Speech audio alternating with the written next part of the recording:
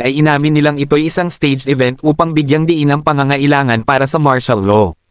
People Power Revolution. Noong Pebrero taong 1986, si Enrile kasama si General Fidel Ramos ay naging pangunahing leader ng kilusang himagsikan ng lakas ng bayan o People Power Revolution na nagpatalsik kay Marcos mula sa kapangyarihan. Ang kanilang pagtawag para sa suporta mula sa mamamayan ay nagresulta sa malawakang pagdalo ng mga tao na nagprotesta laban kay Marcos.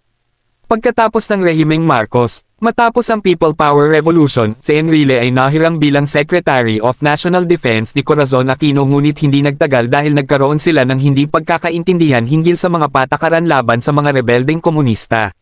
Siya rin ay naharap sa mga akusasyon ukol sa katiwalian tulad ng pork barrel scam kung saan sinasabing nakatanggap siya ng 172 na milyong piso mula kay Janet Lim Napoles.